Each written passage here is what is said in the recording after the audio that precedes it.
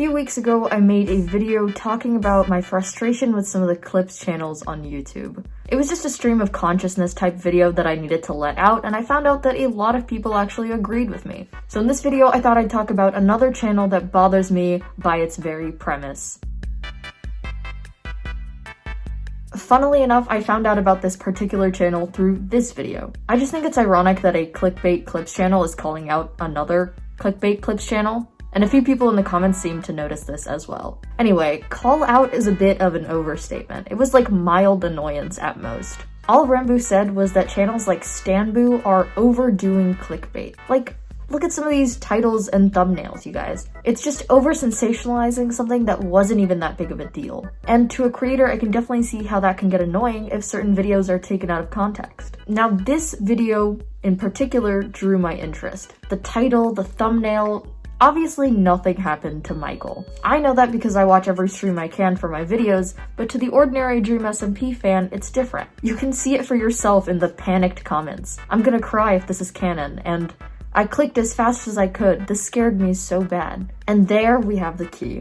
I clicked as fast as I could. It's not that hard in retrospect. You take something an entire fandom is emotionally attached to, you create a situation out of nothing, and boom, over 400,000 views in less than a week. Now, if you've ever taken an English class, it's one of the first rhetorical appeals that you learn about. Pathos.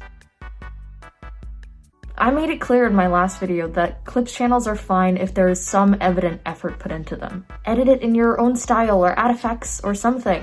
The point is to add to the content that is already there rather than creating something out of nothing. Because that is just lying. Anyway, that's enough about Stanboo. The other day I saw a video titled "I Went Undercover as a DreamSMP Clips Channel." It's really interesting and incredibly well made. You should definitely go check it out before you watch the next part of this video. So I was really intrigued by this idea, and honestly, I had a lot of questions. So who better to ask than the creator of the video himself? Let's get into it.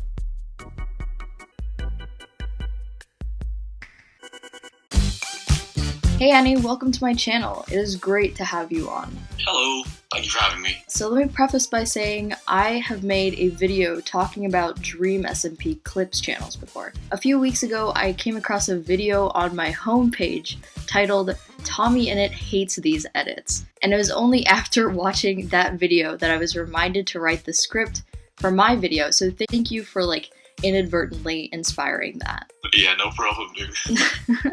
So for the purpose of this video, I'm going to lay out a definition of what exactly a clips channel is. So in its most basic form, a clips channel takes long-form content that popular creators make and select portions of it to upload. Their videos tend to be either around a minute long if they upload clips separately, or around 10 minutes if they make compilations.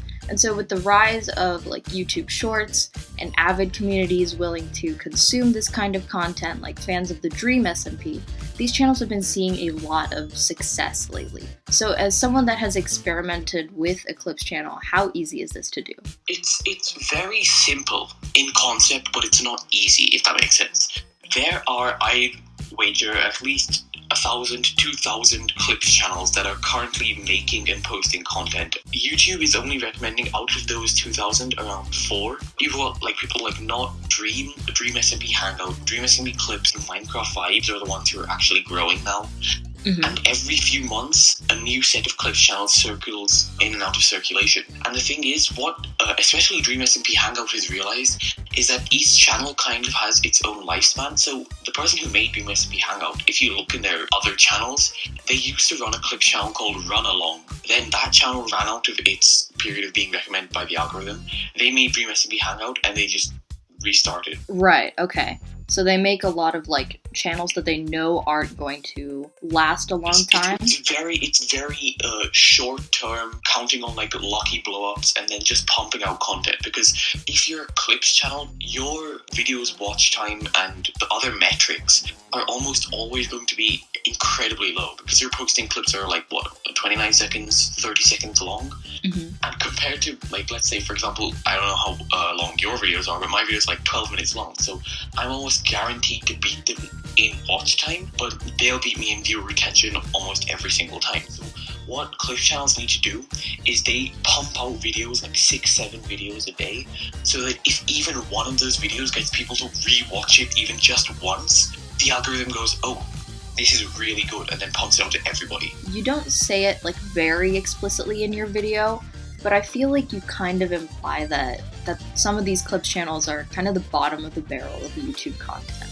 Am I right in this assumption? I mean, let's be real here. All you would have to do is go to like Twitch, scroll to the clips, click top of the last 24 hours, download the first 3, and then set them to upload on your channel. That's all you would theoretically have to do. And the thing is, you don't even have to curate the content on your own. For example, Daily Dose of Internet, he's also a compilation channel. But the reason people think he's like, think that his channel is great is because he's curating the entire internet into like 2 minutes per day. And that's a lot of work. So, you know, people are fine with it.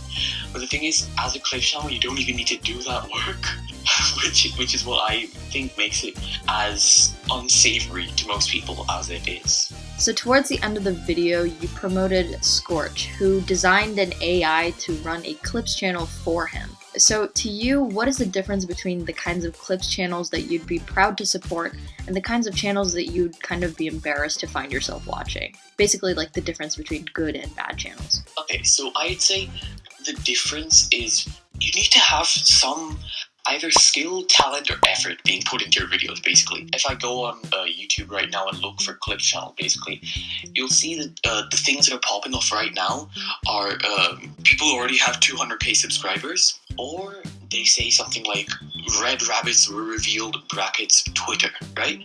Mm-hmm. And the compilations, I mean, sure, man, you're taking this entire 2-hour VOD, editing it down into like a 10-minute video. That's basically what an editor would do. You're adding subtitles. Sure, man, you're doing quite a lot of work there. Take your money and leave. So on one hand, I feel like you kind of have to admire the ability of these channels to really like manipulate the algorithm. Even without being subscribed to any of them, my homepage seems to be flooded by them.